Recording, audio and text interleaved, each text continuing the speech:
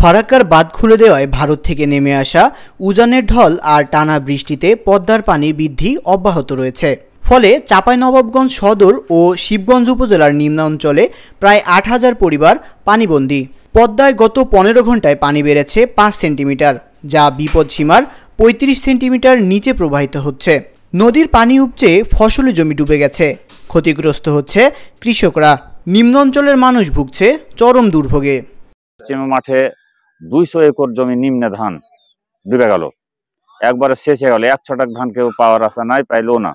এবং আমাদের এমন গৃহবন্দী হয়েছি এখন আমরা নৌকা নাই, আমাদের বগলাউড়ি ঘাটে কোনো ব্রিজ হচ্ছে না, আমরা যাতায়াত করতে পারছি না, আমরা কোনো জায়গায় যাইতে আসতে পারছি না, আমরা বিপদমুখী। ফসল পানি দুনিয়া ডুবে ভাইসা গেল, তার তো একটা খাওয়ার কোনো ব্যবস্থা নিতে হবে।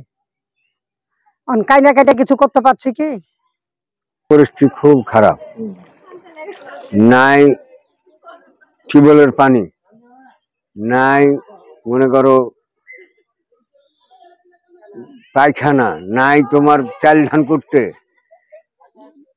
টাকার যেটা আছে তো তোমার করতে পারে না। ফারাক্কা আমাদের বাড়ি থেকে প্রায় ১৯ কিলোমিটার। ওরা সবটি বাঁধ ছেড়ে দিয়েছে, বুঝতে পারলেন, যে আমাদেরকে পানিবন্দী করে দিয়েছে। প্রতিবেশী হলো তো দুশ্মন, ওরা প্রত্যেকটা বাঁধ খুলে দেওয়ায় আমাদের এলাকায় পানিবন্দী হয়ে গেছে। আমাদের বাড়ি হইতে বাজার আসতে আমাদের ২ কিলো রাস্তা সম্পূর্ণ পানি দিয়ে হেঁটে আসতে হয়, নৌকা যোগাযোগ আসতে হয়। বন্যার কবলে বাঁচতে পারবো যদি একটা পদ্মার বাঁধ হয়। দয়া করে যদি সরকার আমাদের প্রতি একটু সহযোগিতা করে, যদি আমাদের দিকে তাকায়, হাজার হাজার বিঘা জমি, হাজার হাজার বাড়ি ঘর, কিছু না, স্কুল প্রতিষ্ঠান, মসজিদ, মাদ্রাসা সবকিছুই পদ্মার গর্ভে বিলীন হয়ে গেছে।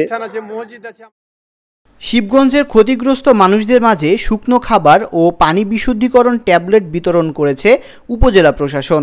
২ দিন পর থেকেই পানি কমতে শুরু করবে বলে আশা করছেন পানি উন্নয়ন বোর্ডের এই কর্মকর্তা। সাম্প্রতিক উজান থেকে নেমে আসা পানি এবং মৌসুমী বৃষ্টিপাতের ফলে চাঁপাইনবাবগঞ্জ জেলার পদ্মা এবং এর অববাহিকা অঞ্চলে বেশ কিছু নিম্নাঞ্চলে পানি ঢুকে গেছে।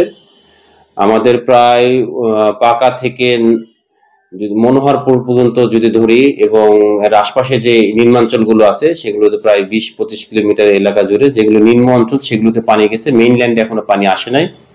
আমাদের পদ্মাতে পানি আজকে পর্যন্ত ৩৫ সেন্টিমিটার নিচে আছে বিপদসীমার। পানি অলমোস্ট স্টেবলের দিকে। আশা করছি আগামী ২-১ দিন স্টেবল থাকবে এবং তারপরে পানি কমতে থাকবে। এই পর্যায়ে যদি এটা থেকে থাকে তাহলে নতুন এলাকায় নতুন করে বন্যার আরো নতুন নতুন এলাকা প্লাবিত হওয়ার সম্ভাবনা কম এবং আস্তে আস্তে পানি কমবে, সেক্ষেত্রে বন্যা পরিস্থিতি আর একটু ভালোর দিকে যাবে। ক্ষতিগ্রস্তদের মাঝে খাবার সহ সব ধরনের সহযোগিতা দেওয়ার আশ্বাস দিয়েছে উপজেলা প্রশাসন। এই পানিবন্দী মানুষগুলোর যে নিত্য নৈমিত্তিক প্রয়োজন, বিশেষ করে সুপেয় পানি, খাদ্য, এইগুলোর তীব্র অভাব আমাদের কাছে পরিলক্ষিত হয়েছে। তারই প্রেক্ষিতে আমরা বিভিন্ন মানবিক সহায়তা গতকাল জেলা প্রশাসক মহোদয়ের মাধ্যমে করা হয়েছে। খাবার বিশুদ্ধকরণ, পানি বিশুদ্ধকরণ ট্যাবলেট আমরা বিতরণ করেছি। পাশাপাশি সবাইকে সচেতন করেছি ডায়রিয়া সহ বিভিন্ন রোগের প্রাদুর্ভাব দেখা দিতে পারে, এই জায়গা থেকে ওনারা যেন সচেতন থাকে। এর পাশাপাশি আমরা দুর্যোগপূর্ণ এই পরিস্থিতি মোকাবেলার জন্য প্রস্তুত রয়েছি। আমরা যদি দেখি এরকম যে কোনো বাড়িঘর ভেঙে যাওয়ার আশঙ্কা আছে, তাদেরকে দ্রুত স্থানান্তর করার জন্য আমাদের উপজেলা প্রশাসনের একটি নৌকা রয়েছে, সেটি প্রস্তুত রেখেছি। পাশাপাশি আমাদের যারা ঘাটের ইজারাদার ওনাদের সাথে আমাদের কথা রয়েছে, বড় বড় নৌকা প্রস্তুত রয়েছে, যে কোনো মুহূর্তে আমরা সেগুলো ব্যবহার করতে পারবো। এর বাইরে গিয়ে আমরা আমাদের জিআর এর চাউল 10 টন আমরা বিতরণ করেছি, শুকনো খাবার, এবং কয়েকটি পরিবার যারা তাদের ঘর বাড়ি স্থানান্তর করার সময় নৌকাতে ডুবে সবকিছু হারিয়ে ফেলেছে, এরকম 4টি পরিবারকে 2 বান করে টিন এবং নগদ 6,000 করে টাকা সহায়তা দেওয়া হয়েছে। এর বাইরে গিয়ে যদি পরিস্থিতি খারাপ হয় আমরা সেটি যাতে ভালোভাবে মোকাবেলা করতে পারি তার জন্য আমরা প্রস্তুতি রেখেছি। আমাদের কাছে পর্যাপ্ত মজুত রয়েছে। 2 দিন পরে পানি কমার সম্ভাবনা থাকলেও আপাতত বন্যার পানি ৮,০০০ পরিবারের জীবনযাত্রা থামিয়ে দিয়েছে চাঁপাইনবাবগঞ্জে। Tanmoy Mahmud, Asian television.